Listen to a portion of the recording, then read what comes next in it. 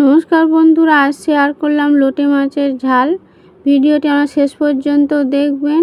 লোটে মাছ নিয়েছি, স্বাদ মতো লবণ দিলাম, হাফ চা চামচ মিষ্টি, 3টি পেঁয়াজ কুচি করে রেখেছি দিয়ে দিলাম, একটি টমেটো কুচি দিয়ে দিলাম,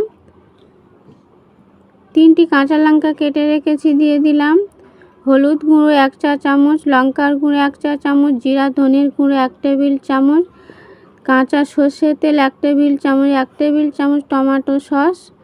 ভালো করে মাখিয়ে নিতে হবে।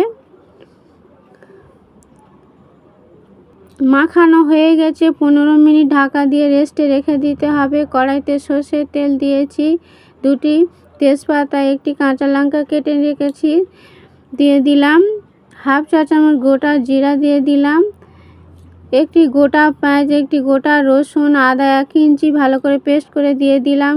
লো টু মিডিয়াম ফ্লেমে 4 মিনিট কষিয়ে নিয়েছি। মশলা থেকে সুন্দর গন্ধ, তেল ছেড়ে দিয়েছে। ম্যারিনেট করা মাছ দিয়ে দিলাম। মাছ দিয়ে ভালো করে নাড়াচাড়া করে নিতে হবে। হালকা হাতে এটি করতে হবে।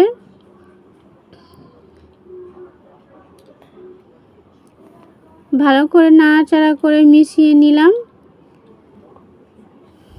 লো টু মিডিয়াম ফ্লেমে রান্না করতে হবে।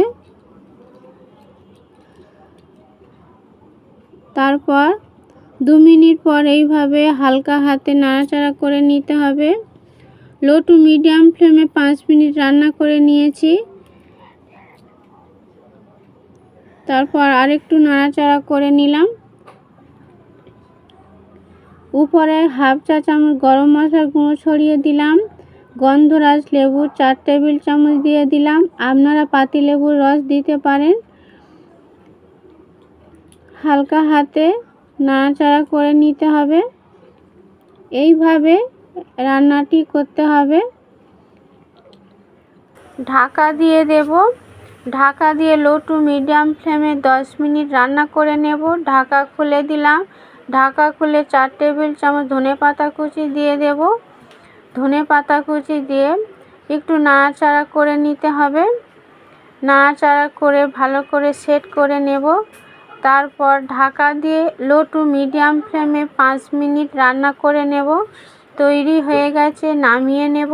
গরম ভাত, রুটি, পরোটার সাথে খুবই ভালো লাগে। আশা করছি আপনাদের ভালো লাগবে। ভালো লাগলে লাইক, শেয়ার, কমেন্ট করবেন। নতুন বন্ধুরা সাবস্ক্রাইব করবেন। সুস্থ থাকবেন, ভালো থাকবেন। নমস্কার।